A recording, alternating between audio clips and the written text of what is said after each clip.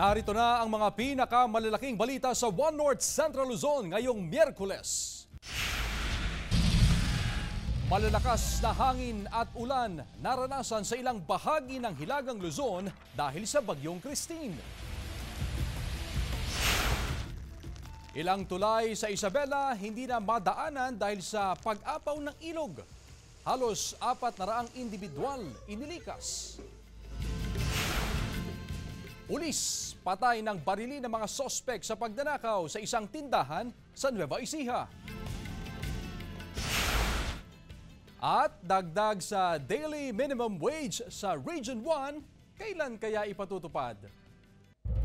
Ito ang GMA Regional TV 1 North Central Luzon. Magandang hapon, ako si Chris Zuniga. Mga kapuso, simulan natin ang balitaan hinggil sa pinakahuling track ng Bagyong Christine.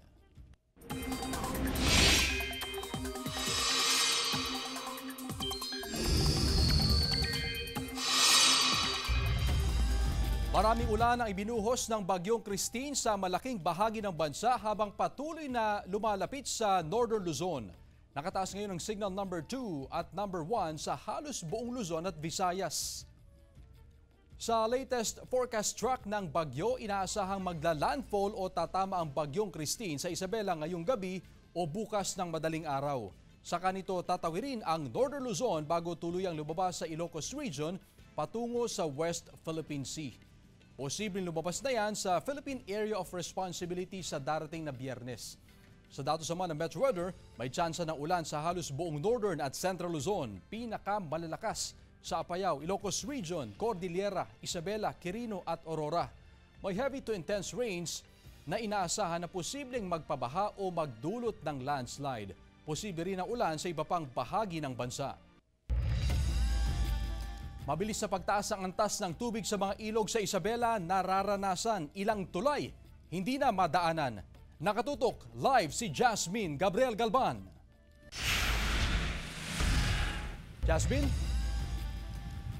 Chris, sa mga oras nga na ito ay ramdam na ang epekto ni Bagyong Christine sa probinsya ng Isabela. Tuloy-tuloy ng buhos ng ulan na may kasamang malakas na hangin.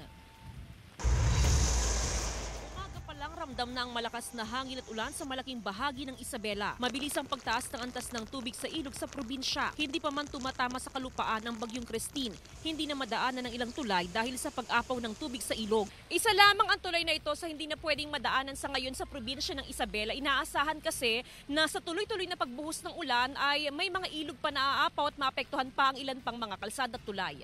Hindi na rin madaanan ng overflow bridges sa Anafunan, Bukab, Alicaucao, Cabicera 8 at Turod Bangkero. Ang pamilyang ito sa Ilagan City, dinala na sa ligtas na lugar ang kanilang mga alagang hayop at ilang gamit. Baka raw masira ang kanilang bahay sa lakas ng hangin. Kaya uwi na kami, ma'am, dahil malaki na yung ilog kasi hanggang bukas pa daw ito. Maaga na rin lumikas ang ilang residente sa iba't ibang bayan sa Isabela. As of 11 a.m., halos 4 na raang individual nang inilikas. Kasi malakas po yung hangin, ma'am. At saka hindi rin po safe sa bahay. Isa pa, may baby ka. May baby po ako. Inaasahang ngayong gabi magla-landfall ang Bagyong Christine sa Isabela. Mahigpit na binabantayan ng mga otoridad ang mga bayan sa southern at northern part ng Isabela dahil sa banta ng pagbaha. Downstream sila eh. Ang flow ng tubig is from south to north. Pag naipon na dun sa northernmost portion ng river, magba-backflow na yan. Kaya yung limang bayan, yun yung pinakamababa. Samantala, inilikas na rin ang mga residente sa coastal town ng Divilacan at Palanan dahil sa banta ng storm surge. Chris, as of 5 p.m. na monitoring ng PDRRMO Isabela ay unpassable na ang lahat ng overflow bridges sa probinsya ng Isabela. Yan ay kinabibilangan ng 7 na overflow bridges dito nga sa probinsya ng Isabela. Ibig sabihin mabilis yung pagtaas ng antas ng mga river system sa probinsya. Kinabibilangan yan ng Cagayan River. Sa ngayon, Chris, ay ongoing din yung paglikas sa mga residente sa mga evacuation center, lalo na yung mga residente na nakatira sa mga gilid ng ilog. regular din yung ginagawa na monitoring ng iba't ibang LGUs na kung saan ay meron silang mga river system gaya na lamang dito sa bayan ng San Mariano. At sa oras nga na to, Chris, ay may mga bayan na rin na walang supply ng kuryente dahil nga sa malakas na hangin.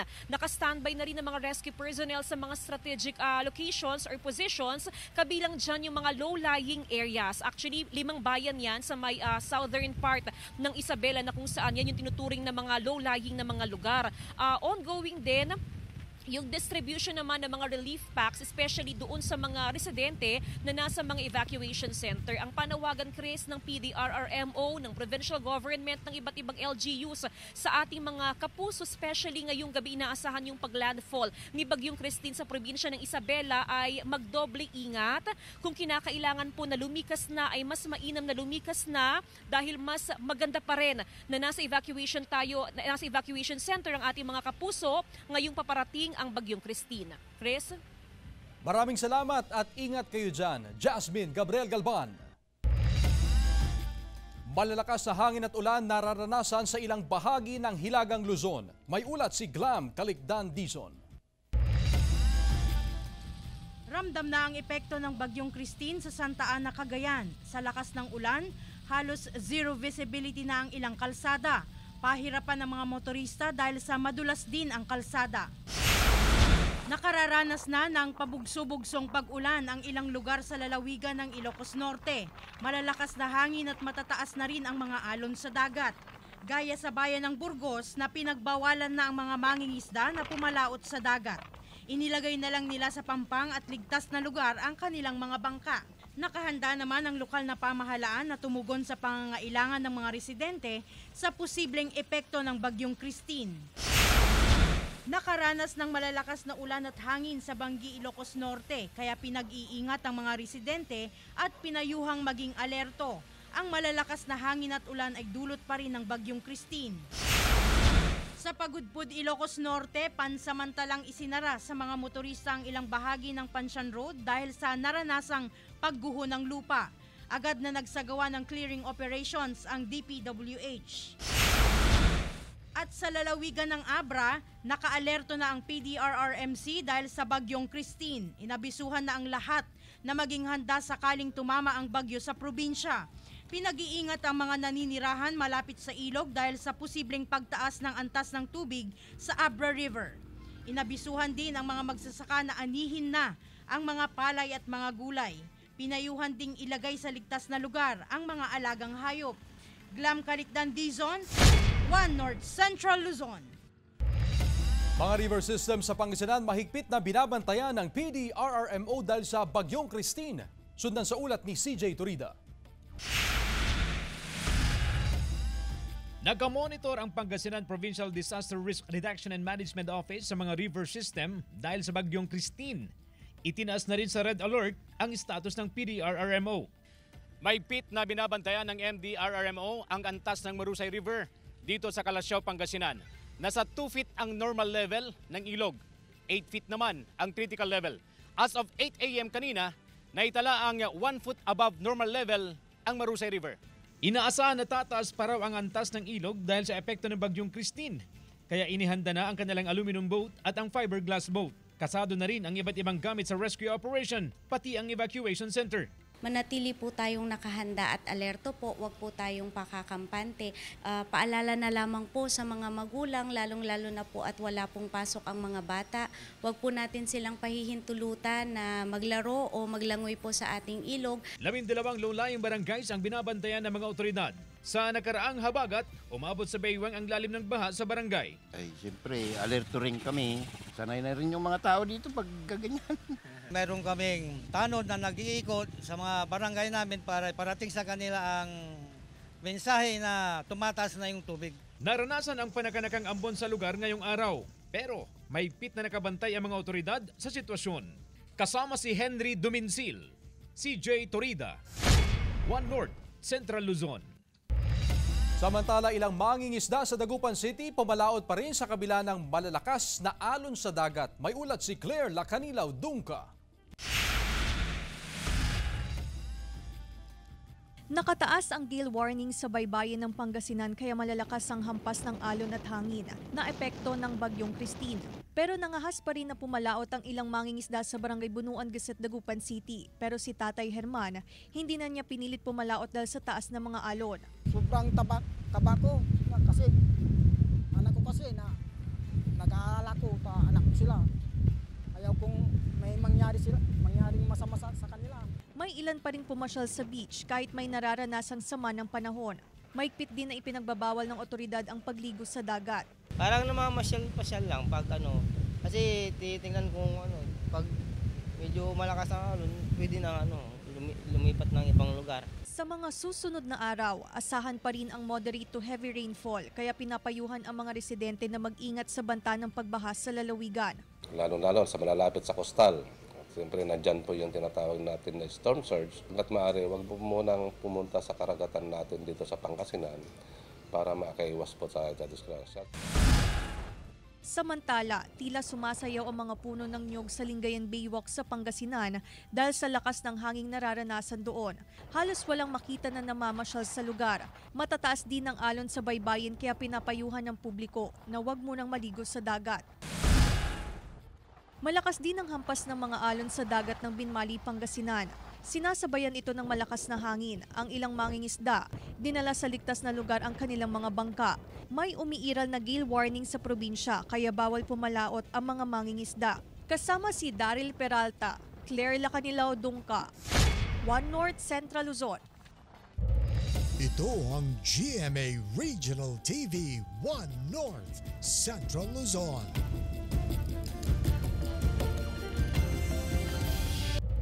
Ito ang GMA Regional TV 1 North Central Luzon. Aprobado na ng Regional Tripartite Wages and Productivity Board ang 33 pesos na aumento sa arawang sahod ng mga manggagawa sa Region 1. Mula sa kasalukuyang 435 pesos na daily minimum wage, magiging 468 pesos na yan, epektibo sa November 7 ngayong taon. Sa mga manggagawa o nagtatrabaho na may employer o kumpanyang nasa 10 pababa ang bilang ng mga empleyado, magiging 435 pesos ang arawang sahod mula sa 402 pesos. Kasama ang mga kasambahay sa taas sahod na magiging 6,000 pesos na rin ang minimum wage. Paalala naman ng RTWPB, maaaring isumbong o ireklamo ang mga employer na hindi tatalima sa kautusan. Lalawigan ng Ilocos Sur, naka-red alert status na dahil sa Bagyong Christine. Naritong report. Nakataas ang red alert status sa Ilocos Sur dahil sa Bagyong Christine. Activated ng Emergency Operations Center ng PDRRMO. Handa na ang mga food and non-food items at hygiene kits para sa mga nangangailangan. Naka-standby ang mga kawani ng Provincial Health Office, PSWD at iba pang ahensya para sa agarang pagresponde kung kinakailangan. 24/7 na nakabantay ang mga search and rescue personnel. Nag-ikot ang mga miyembro ng PNP Maritime Ilocos Sur sa mga coastal areas sa lalawigan. Mahigpit ang kanilang pagbabantay sa baybayin, kasabay ng istriktong pagpapatupad ng no sailing policy dahil sa laki ng alon sa dagat na epekto ng Bagyong Christine. Inalerto ang mga residente sakaling magpatupad ng preemptive evacuation, lalo na sa mga lugar na prone sa storm surge. Ang PNP Maritime Group ay handang tumulong, lalong-lalo na yung mga residents na malapit sa coastal areas na maapektuhan. Huwag po kayong mag-agtubili na humingi ng tulong sa amin. Naranasan ng pabugso-bugsong ulan sa Cabanatuan City at iba pang lugar sa Nueva Ecija kagabi. Ngayong araw, patuloy pa rin ang nararanasang pag-ulan dahil sa Bagyong Christine. Wala pa namang lugar na naiulat na naapektuhan ng pagbaha dulot ng sama ng panahon. Jarek Pasiliao, 1 North Central Luzon. Mga kapuso, nagpapakawala ngayon ng tubig ang ilang dam dito sa Hilaga at gitnang Luzon. Ayon sa Pag-asa, tig-isang gate ang nakabukas at naglalabas ng tubig sa Magat Reservoir sa Isabela at Binga Dam sa Benguet. Sa nakalipas na 24 oras, bumaba ang antas ng tubig sa Binga at Magat Dam. Samantala, epektibo kaninang alas 3 ng hapon, nagsimula na ring magpalabas ng tubig ang San Roque Dam sa San Manuel, Pangasinan. Isang gate ang nakabukas sa 0.5 meters na may estimated discharge na 53 cubic meters per second. Ayon sa tanggapan ng NPC San Roque Dam, kailangang ibaba ang reservoir elevation dahil sa inaasahang heavy inflow ng tubig dala ng Bagyong Christine. Samantala, bumaba ang tubig sa Ambuklao, Caliraya Reservoir. Tumaas naman ang tubig sa Angat, Ipo at Pantabangan Dam Reservoirs. Pulis patay ng barilin ng mga sospek sa pagnanakaw sa isang tindahan sa Peñaranda, Nueva Ecija. Tutukan sa report. Patay ang isang pulis matapos umanong barilin ng mga hindi pa nakikilalang sospek sa pagnanakaw sa isang supermarket sa Barangay Poblacion 1, Peñaranda, Nueva Ecija. Madaling araw noong linggo, isa ang biktima sa mga rumesponde sa insidente pero pagdating sa lugar, pinaputukan siya ng mga sospek at tinamaan sa ulo. Dinala pa sa ospital pero hindi na umabot ng buhay. Kinilala ang biktima na si Police Staff Sergeant John Espinoza, 45 anyos, residente ng Santa Rita, Nueva Ecija. Masakit po kasi biglaan po yung pagtulan. Maliliit po yung ano. Pero proud pa rin po dahil gampanan niya po yung pagiging magiting na pulis. Patuloy ang investigasyon ng mga otoridad sa insidente. Patuloy rin na tinutugis ang mga tumakas na suspect. Nakakalungkot dahil kapulisan pa naman yung naging biktima. Pabigyan ng hustisya yung pagkakabaril doon sa ating kapulisan na yan, si Espinosa. At mahuli sana yung mga gumawa nun sa lalong madaling panahon. Tumanggi munang magbigay ng anumang pahayag ang pulisya habang nagpapatuloy ang kanilang investigasyon. CJ Torida, One North, Central Luzon. Samantala, mga nicho na lubog sa baha at natabunan ng lupa sa Dagupan City, puspusan ng inililipat ng kanyang mga kaanak. Silipin sa report. Ilang puntod ng mga yumaong nakahimlay sa Roman Catholic Cemetery sa Dagupan City ang ipinalilipat ng kanilang mga kaanak. Tulad ni Nanay Elemita, pinalipat sa mas maayos na lugar sa sementeryo ang puntod ng 4 na yumaong kaanak. Bukod sa masikip sa dati nilang himlayan, hindi na rin daw ligtas puntahan dahil binabaha rin doon. Tignan mo naman yung sitwasyon. Diba? It's not convenient. Tingnan mo, basura na for our convenience para ano. Kasi ginawa nilang basurahan lahat ito eh. Pinalipat din ni Joy ang nicho ng yumaong ama.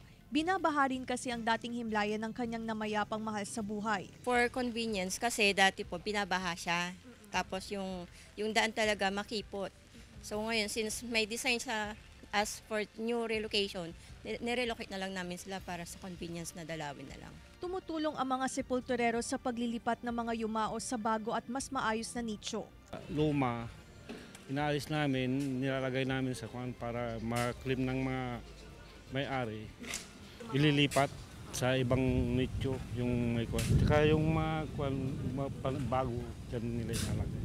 Kasama si Daryl Peralta, Claire Lacanilao Dungka, One North, Central Luzon. Mga gumagawa ng lapida sa barangay Nagsaing, Calasiao, Pangasinan, nag-o-overtime na sa paggawa dahil daw sa dami ng orders. Silipin sa report.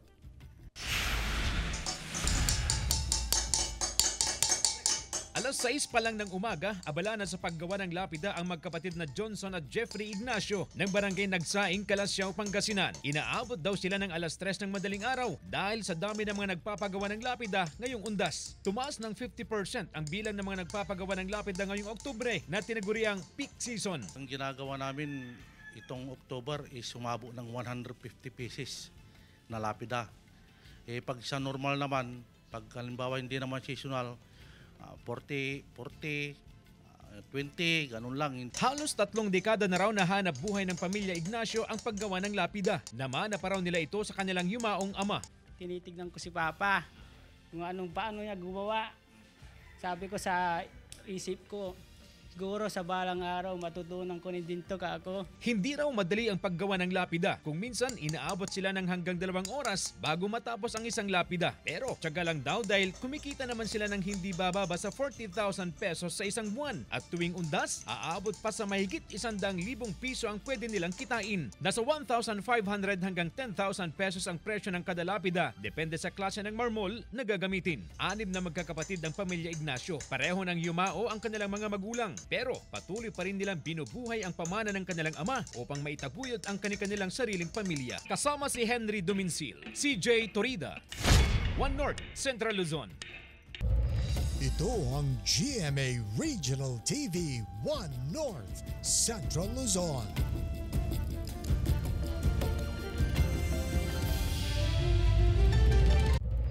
Ito ang GMA Regional TV 1 North Central Luzon.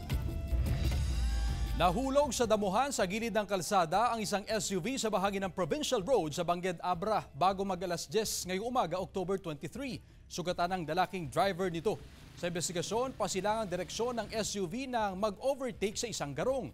Pero nang pabalik na siya sa kanyang linya, hindi niya nakontrol ang manibela at dumiretso sa damuhan. Basag ang salamin at nagkayupi-yupi ang sasakyan. Pinag-iingat ng mga otoridad ang mga motoristang dumadaan lalo na at madulas ang daan dulot ng pag-ulan. Arestado naman ang tinaguriang big-time drug pusher sa isinagawang anti-illegal drugs operation ng PNP sa kanyang farm sa barangay Kalawagan, Cabanatuan City, Nueva Ecija. Ilang beses na raw naaresto ang 34 anyos na sospek dahil sa illegal na droga. Hinuli rin ang 46 anyos na umano'y parokyano ng sospek. Aksidente raw na nalaglag sa kanyang bulsa ang biniling droga mula sa sospek. Nakuha sa operasyon ng 9 na pakete na naglalaman ng shabu, mga drug paraphernalia at iba't ibang klase ng baril, granada at mga bala. 3 pakete ng shabu naman ang nakuha sa parokyano. Sinampanan ng patong-patong na kaso ang mga sospek na wala pang pahayag.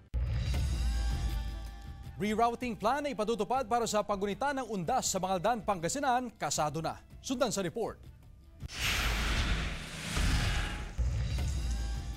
Kasado na ang traffic rerouting plan at handa na rin ang otoridad sa pagdagsa ng mga bibisita sa mga sementeryo sa Mangaldan, Pangasinan mahigit 1 linggo bago ang undas. Sa inilatag na traffic rerouting plan ng Poso, isasara ang bahagi ng Jimenez Street upang bigyang daan ng mga maglalakad na tutungo sa sementeryo. Ang parking area po natin na naitalaga ay dyan po sa school ground ng Mangaldan National High School. Kung saan lahat ng 4 wheels and single motorcycle, tricycle ay doon dyan po magpapark. Dahil doon po sa may corner ng Mangaldan National High School, sarado na po doon dahil hindi na pwedeng ipasok yung mga sasakyan. Ang Bari Diversion Road ang magsisilbing entrance at lalabas sa Lanas Malabago Diversion Road. May libreng sakay rin para sa mga senior citizen, PWD at mga buntis na pupunta sa sementeryo. Kung mayroon ng sasakyan ng libre, ay magpa-libre kami mas lalo kami, senior citizen, masakit na ang tuhod namin. 5 himlayan ang babantayan ng mga otoridad sa bayan. Kaya hiling nila na makipagtulungan ng lahat at huwag dalhin ang mga ipinagbabawal na ipasok sa sementeryo. Kasama si Daryl Peralta, Glam Calicdan Dizon, 1 North Central Luzon.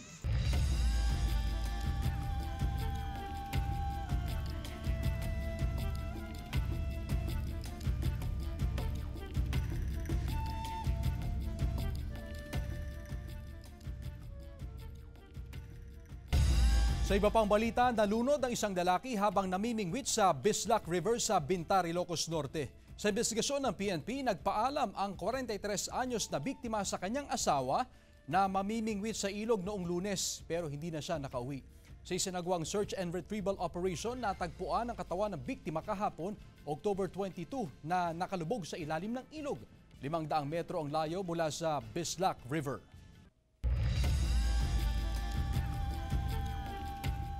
Samantala, 28 anyos na lalaki sa Dagupan City nagsauli ng halos sa 90,000 pesos na cash. Narito ang report.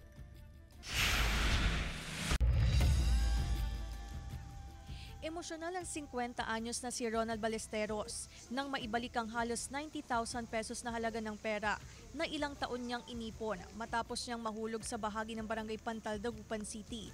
October 16 na mawala niya ang bag na naglalaman ng mga ID, alahas at cash. Ipinost niya sa social media ang nawawalang bag. At nitong October 19, ibinalik sa kanya ang pera na gagamitin sa pagpapagamot ng inang may sakit. Nanibili ko po yung bag ko sa may ibabaw ng tricycle ko po, ma'am. Then nalaman ko na lang, pagdating namin dun sa may Pantal na ble, dun sa pisto, hindi pala nakasuot sa akin, ma'am. Ang nakapulot ng bag, si Jeremy Espanyol. Sa tulong ng kanyang amo, ipinasakamay sa pulisya ang bag hanggang sa maibalik kay Ronald. Papasok na po ako sa trabaho. Napansin ko po yung bag. Tapos Dumiretso na po ako doon. Hindi ko po alam na may pera yun. Tapos binigay ko po sa ninang ko. Naiyak po ako, ma'am. Saka super. Masaya po ako kasi naibalik kahit paano po.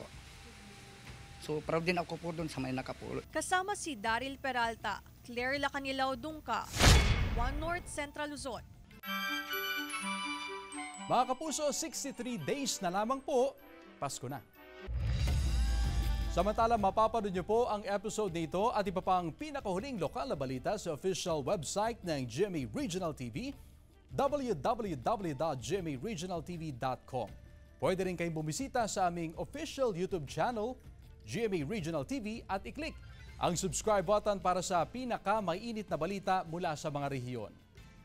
Nais din naming pasalamatan ng mga kapuso sa Hilaga at Gitnang Luzon, maging ang mga kapuso natin abroad. Dahil sa GMA Regional TV, local news matters.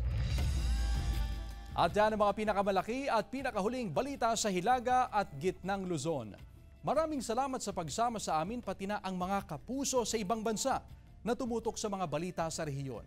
Ako po si Chris Zuniga. Kami ang GMA Regional TV, One North Central Luzon. Buong puwersa para sa mas malaking misyon at mas malawak na paglilingkod sa bayan.